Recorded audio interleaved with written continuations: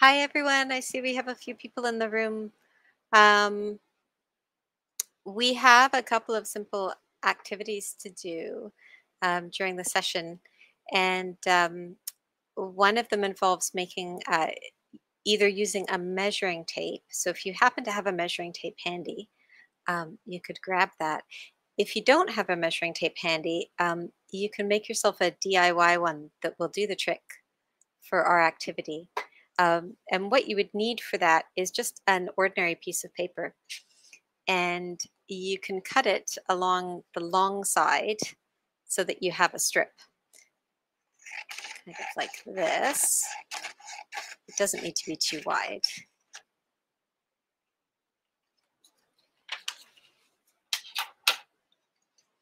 And this will do the trick as our measuring tape. You just also would need a pencil to make a mark on it. So if you're just joining in and you plan on being part of the session that's starting in a few minutes, just grab yourself either a measuring tape if you happen to be so organized as to have one around. I am not that organized. Or you can cut yourself a long strip of paper and hang onto a pencil, and that can also be used for the activity. We have a couple of fun little human body experiments that we're going to do. And we're also going to do a Kahoot. So if you're a fan of Kahoots, we've got one coming for you. And I'm just checking out here. So it looks like we've got about 8 people joined in so far. Welcome, welcome. It's nice to see everybody.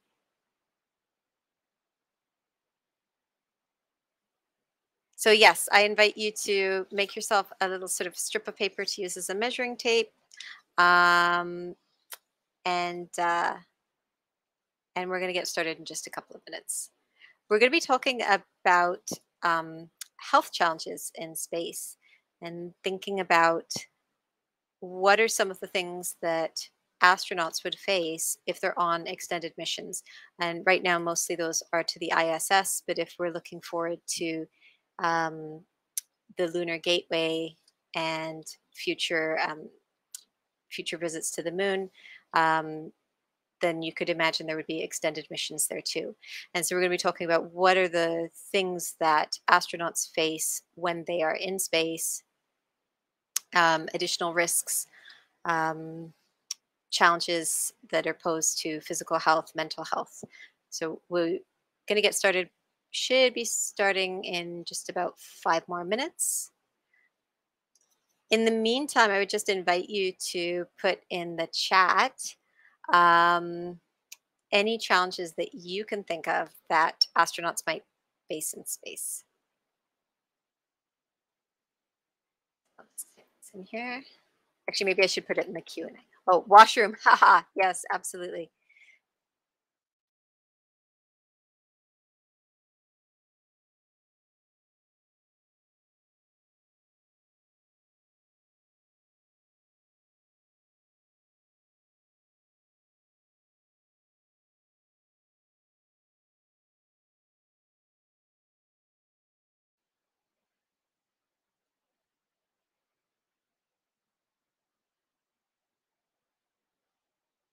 Yeah, Shifa mentioned washrooms.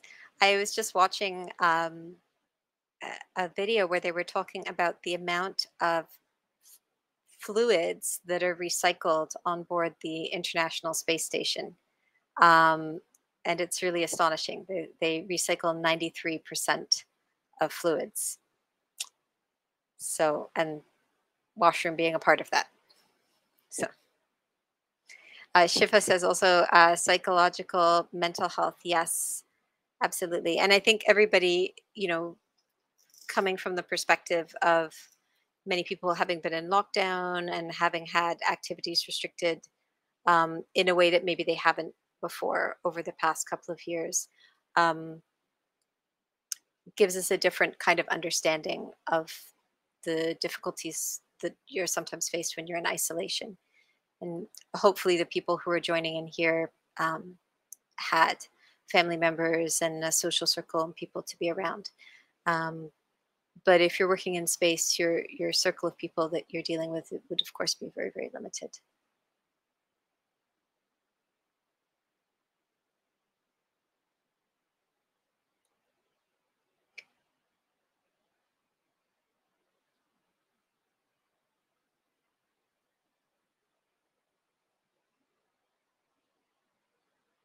Wearing gear constantly applies if you're on the moon for a mission. Yeah, do you mean the equipment, Shifa? And you can feel free to unmute, by the way. Suits and equipment, yes. I don't think it's in the Kahoot, but does anyone happen to know what the weight is of a spacesuit? No? I think it's well over 100 pounds. I think it might be quite a bit more than that. So heavy, heavy gear. 280 pounds. Thank you, Shifa. How could anyone carry that? Well, I guess low gravity environment. I wonder if they ever have to train in the suits on Earth. Would be a question.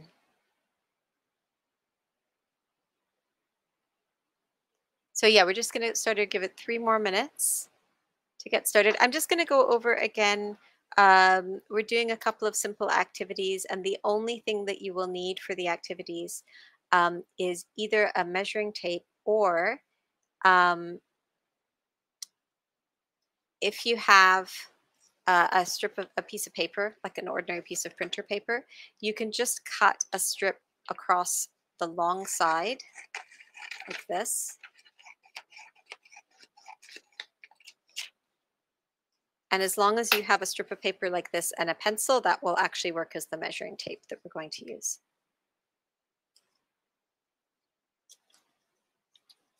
I see the question, will we learn how to make Attabel paper? I'm not sure what you mean. Can you elaborate?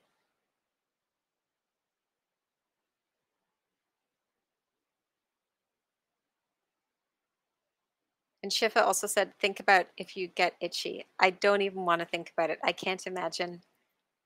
I've never had to wear a cast, but at one point my son had to wear a cast, and um, I think the itching drove him crazy because it was on his whole lower leg. So I can only imagine if you actually had a spacesuit, how difficult that would be. But I think if you're an astronaut, you're probably pretty tough, and you would use some of that mental self-control to ignore the itching, perhaps.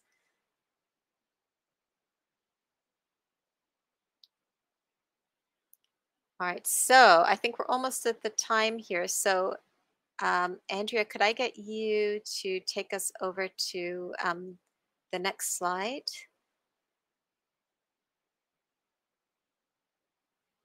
So, we're going to be talking about space health challenges today. And I'll just repeat one more time. If you have a measuring tape, that's great. If you don't, you can cut a long strip of paper like this and use a pencil, and that will also work for our activity. Before we get started, I'll just introduce myself. My name is Catherine, and I'm a project coordinator with CAGIS, which is the Canadian Association for Girls in Science.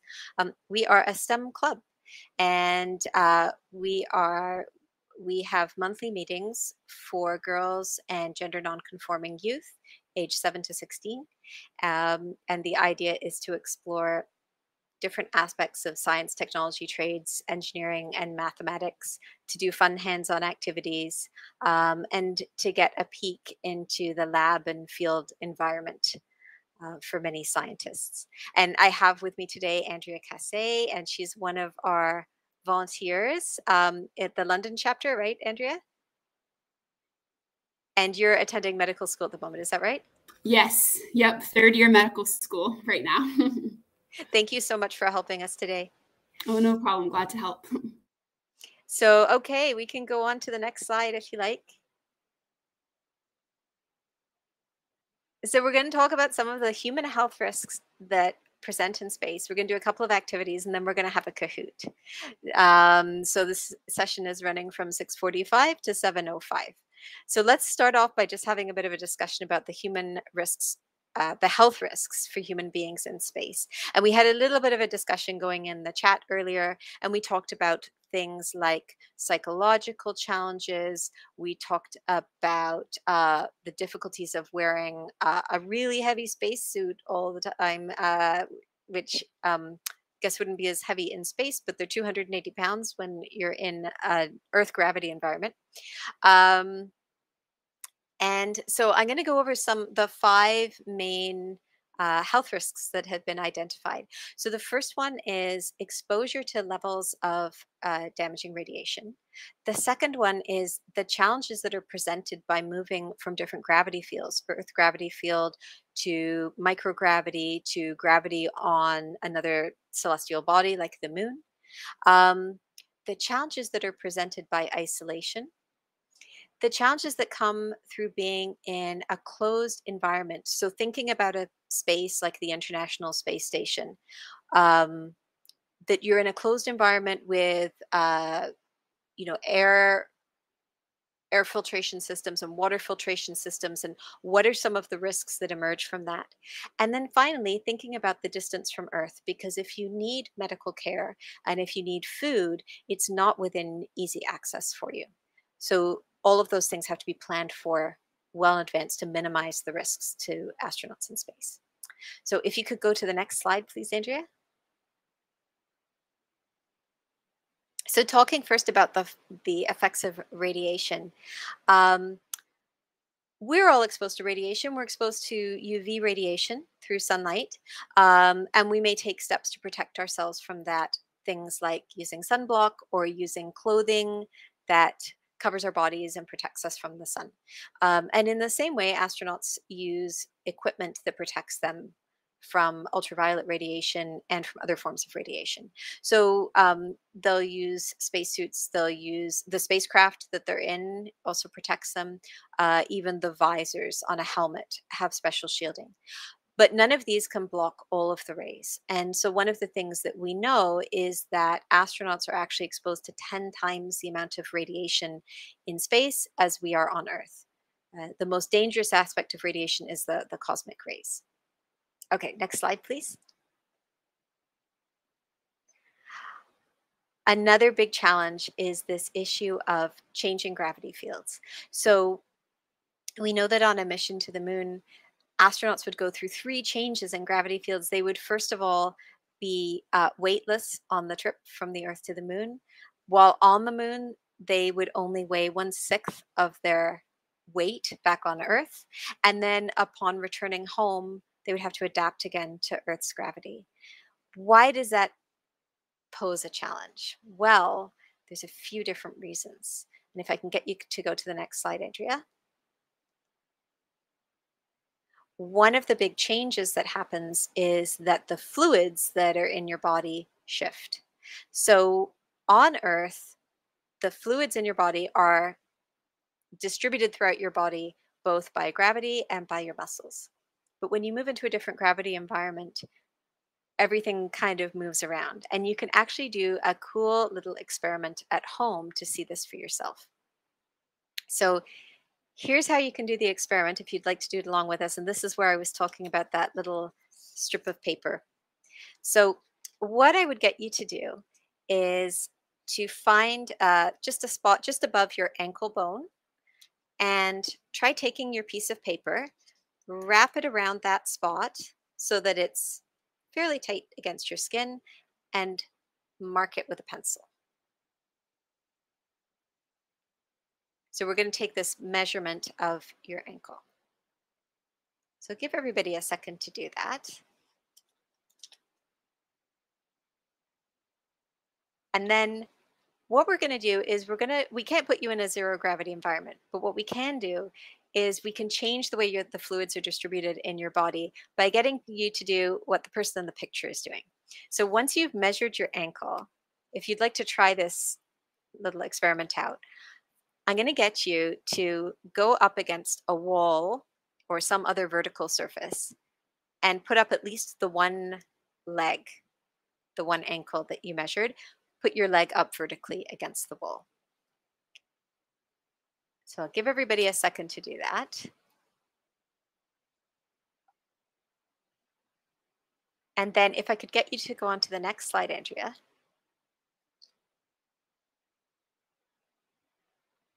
Have a little video that talks about fluid shift. And so since we have to stay in this position for 1 minute, I thought what we could do is we could watch this video about fluids shifting in the body. And at the end of the video, we should have had about 1 minute. And then we can take our second measurement and see if there's a difference. So Andrea, if you want to hit play on the video, that would be great.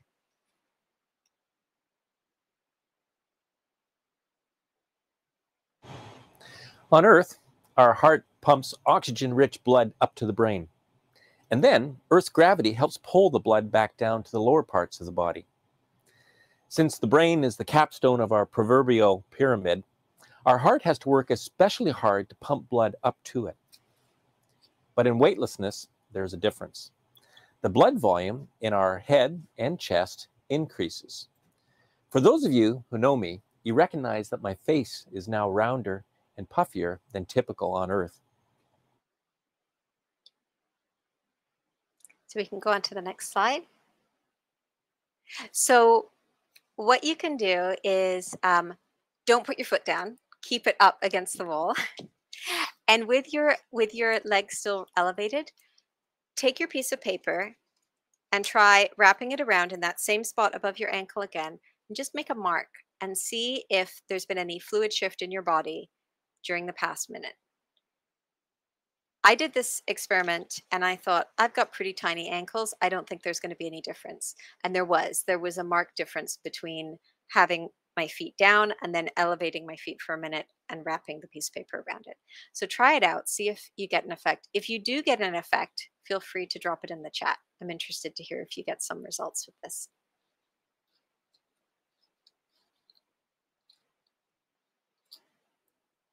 Okay, so let us know if you see a difference. Let us know. The next little activity that we're going to do is thinking about maintaining muscle mass in space. So if you're in a low gravity environment, you don't have the same demands on your body. You're not working against gravity, and so you don't need. Anmi says, "I see a difference." Yeah, cool. Good job. You don't have the same resistance for your body to work against. So what happens is your body starts to let go of that muscle and break it down. And as a result, if astronauts don't work very, very hard to maintain muscle mass while they're in space, they will come back to Earth significantly weaker.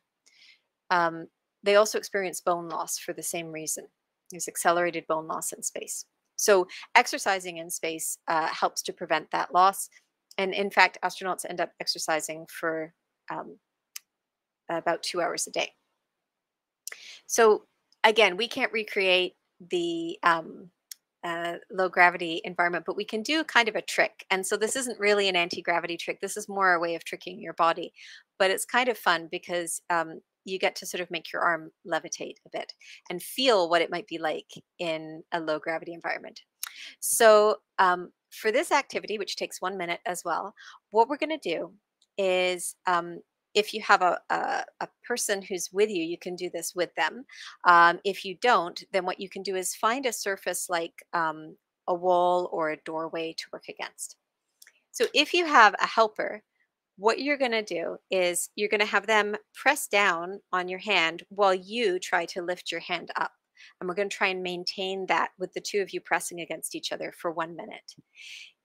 If you don't have somebody around to do that with, you can position yourself so that your body is up against something like a bookcase, and you can try and raise your arm against the solid object. So you can do this quite well, for example, in a doorway, pushing against the doorway. So why don't you find a position, and what we'll do is I'll get you to continue pressing for 1 minute. And if you want to go on to the next slide, Andrea, we have a 1 minute video also looking at how honey behaves in space. And at the end of that video, we'll get you to stop pressing and you can see the effect on your arm. So, okay, why don't you play the video, Andrea? Thank you. So I'm not sure the strange behavior of honey to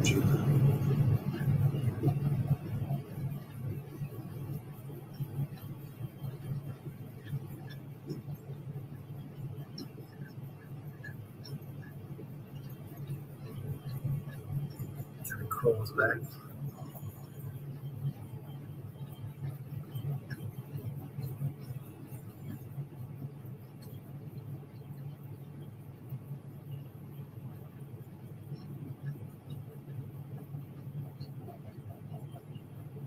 So keep pressing. If you're pressing up against a friend or up against a wall, keep pressing just for a few more seconds.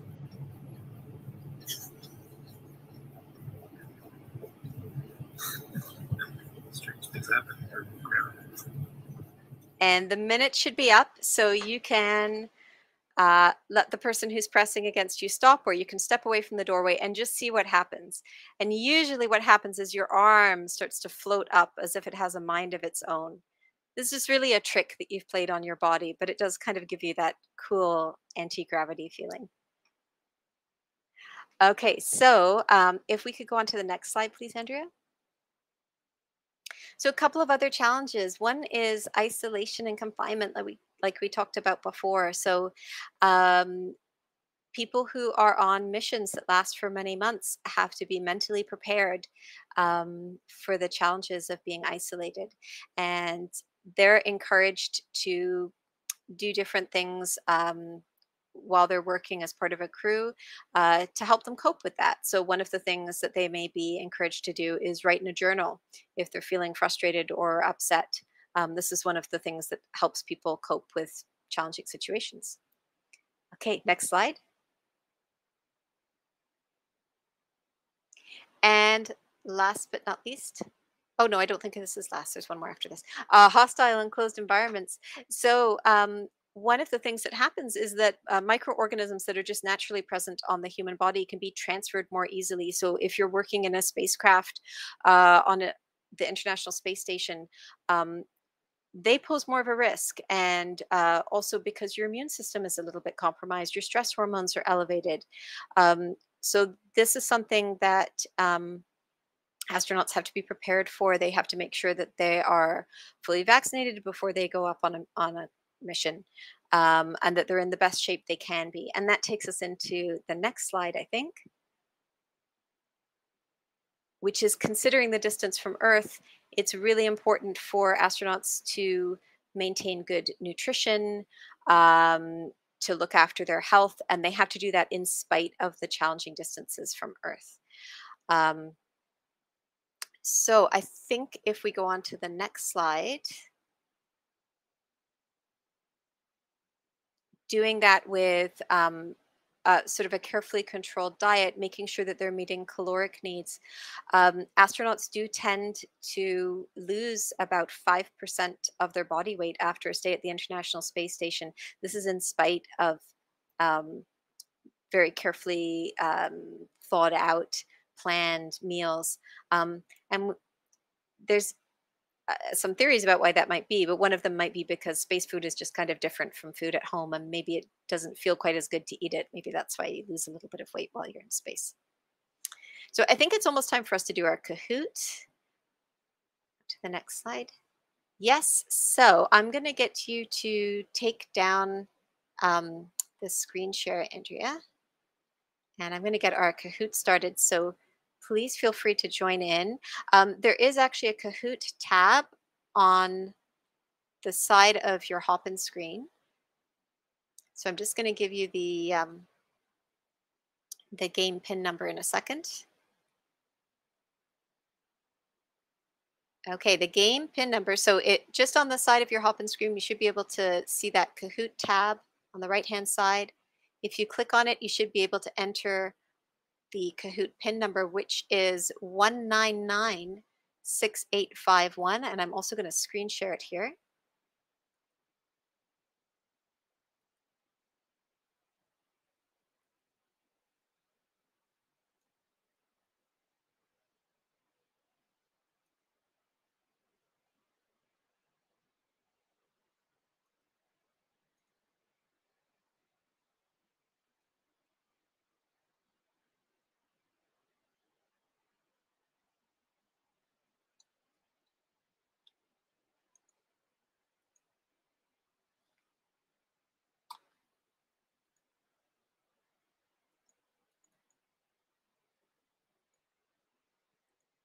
Sorry, guys, I'm just having trouble sharing that Kahoot with you.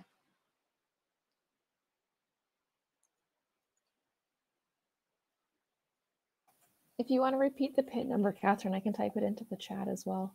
Oh, sure. It's 1996851. Thank you. I'm sending it to the chat for everyone.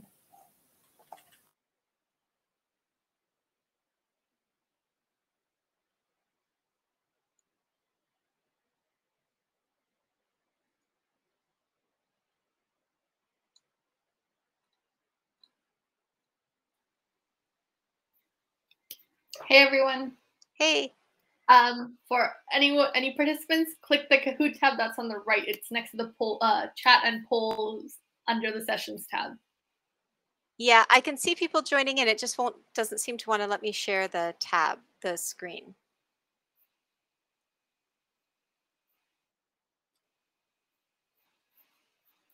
Select Chrome tab when you do the options. I think this one is open in Safari, so I can try and open it in Chrome.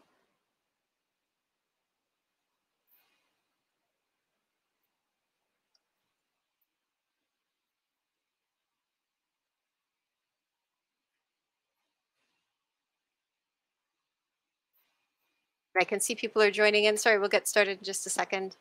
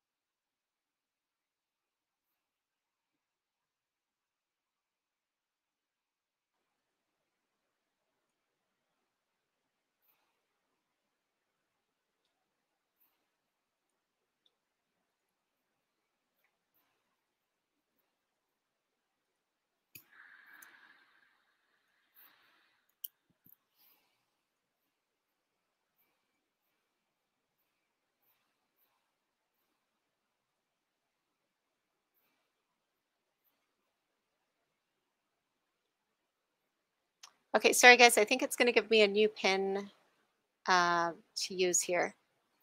So I'm going to share it with you. I'm going to share the screen with you. So the new one is 5043986.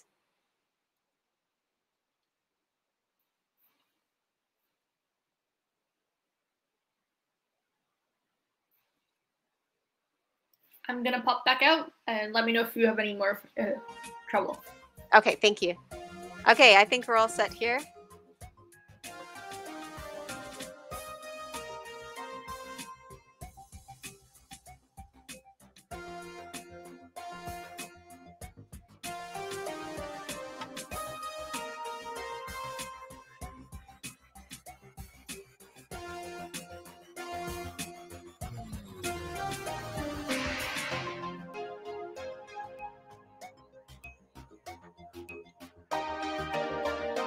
So again, if you'd like to join in, that's the Kahoot tab just on the right-hand side of your screen, 5043986 will let you join in.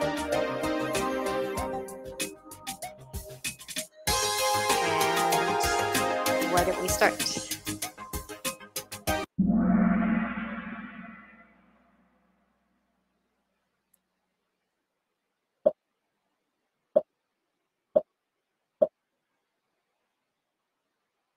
Okay, first question.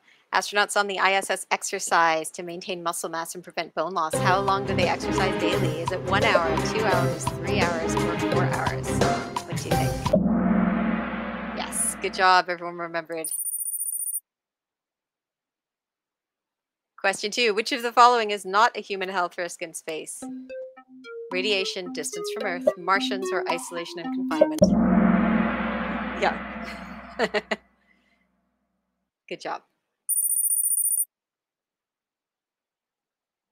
True or false?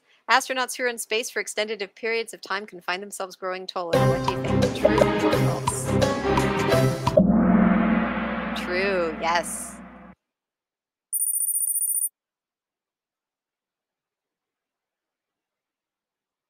Another true or false. Astronauts can train for the weightlessness of space by going on a parabolic flight, also dubbed the vomit comet. Yes, true.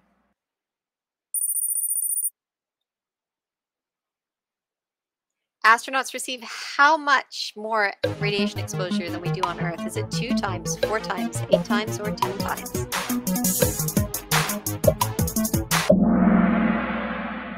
Yeah, it's correct answer 10 times. It's a lot more. The fluids in our body are evenly distributed by gravity in our muscles. In space, fluids tend to pool where? Fingers and hands, toes and feet, below the knee, or the chest and heart. Where do fluids tend to pool in for people in space? Yep, the chest and heart, they go up.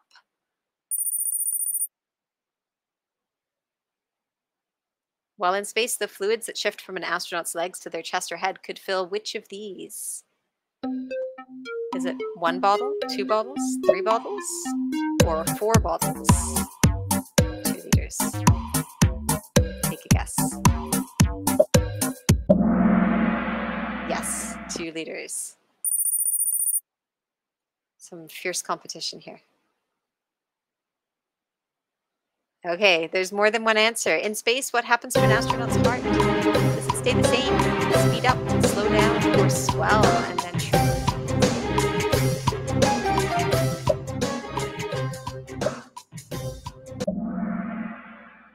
Many of you got it. Yes, it swells before shrinking, and also the heart rate slows down.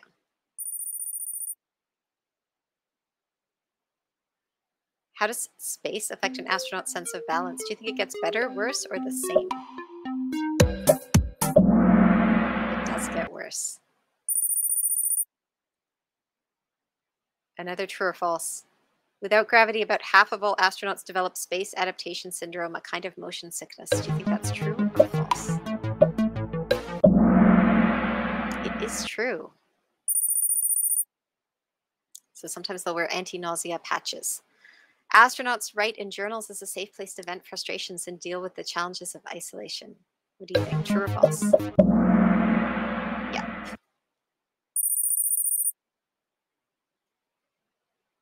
Okay, question 12. Gravity on the moon is how many times as powerful as the surface gravity on Earth? Is it half as powerful?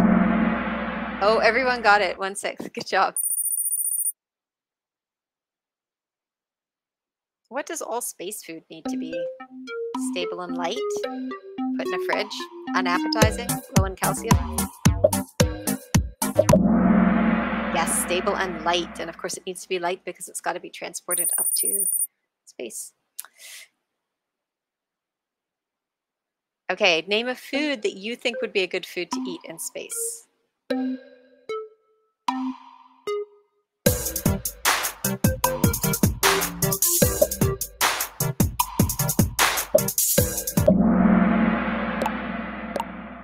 Apples, dried food, dried fruit. Yes, dried things are great. And I think apples could work too.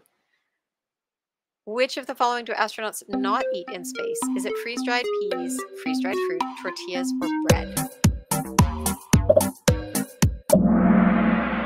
It is bread because bread crumbles and the crumbs float around. So they can't have bread. Tortillas are the substitute. What amount of nutrition is provided for spacewalks? How much do you think is needed for spacewalk? 500 calories of food and a lot of water, over a liter. 2 questions left. How many pick and eat vegetable crops have been identified by NASA for growth during long-duration spaceflight missions? Take a guess. It's 10. Yes, that's right. Okay, last question. The astronaut suit protects him or her from cosmic radiation, microgravity, oxygen sickness, or floating away. Cosmic radiation, although I guess it does protect you from floating away if it includes a tether. Okay, so let's see. Take a look at the podium here. Well done.